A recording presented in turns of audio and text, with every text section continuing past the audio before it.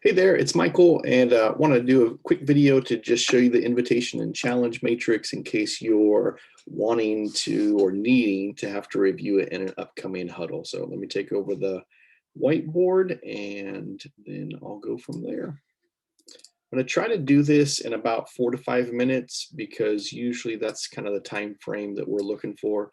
This is a pretty dense tool, and so as some of them are, and so you're having to cut corners on a couple of things to get it to that 4 to 5 minute window. But what's nice is that in conversation you can always layer those people, not people, I'm sorry, those items back in.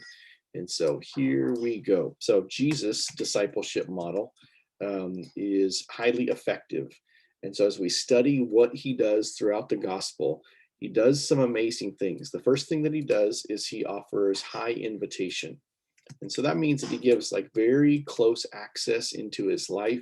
He invites the disciples to come be with him. He shows them his life. He's with them for a great number of times and for a great number of hours. And so the disciples have very close access to him. So we're not like Jesus. So we tend to have this possibility of the opposite, offering low invitation. This is a spectrum, anywhere, sliding along the line.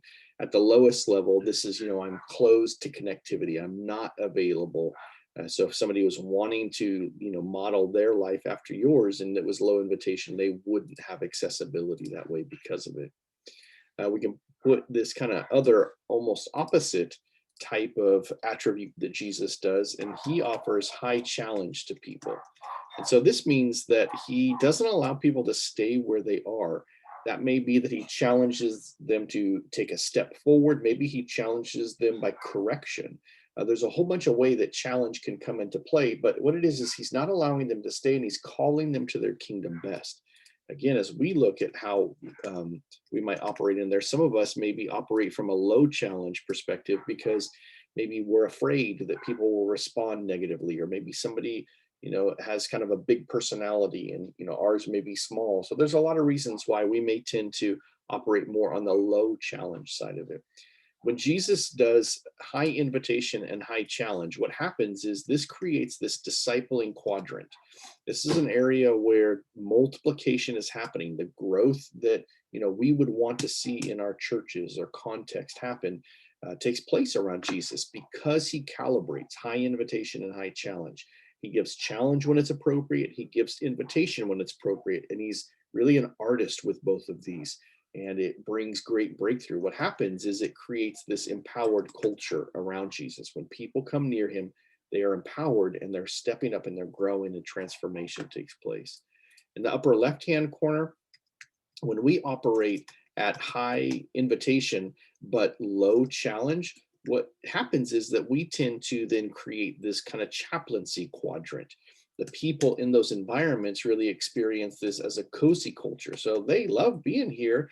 They're loved, they're cared for, they're known, but they're not necessarily being called to change. And so they may just be staying put.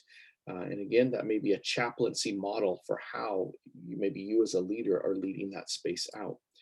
In the bottom right-hand corner, this would be a stressful quadrant. And this quadrant, because it's high challenge, you're calling people to maybe this high level of commitment, but you're not providing the relational context. It creates kind of this natural stress to it, but that's all that there is. It doesn't have the relief of the high invitation. And so what this tends to do is this creates a discouraged culture. Maybe that's because people don't feel like they measure up, or it's never ending. And so a lot of times the people that are leading in this space to create a cozy culture feel the result of this because it costs them so much to continue to create that for other people. And then this bottom one is what we would call the boring quadrant. There is, low invitation and there's low challenge here. And what people experience is this is rather an apathetic culture. In some of our churches, we find this because a church may be small, or maybe it's at a certain life cycle where there's just not a whole bunch of amount of people there. And so it's kind of scary to do either one of those. So this is the invitation and challenge matrix. Jesus created this amazing quadrant because we're not like him. but we can grow to become like him. We may find ourselves or parts of our own life or our home or our churches in any one of these other quadrants. And usually we're really good at one and not as good at the other. That could be, either for any one of us. So, but that's the basic invitation and challenge matrix. Thanks so much for watching.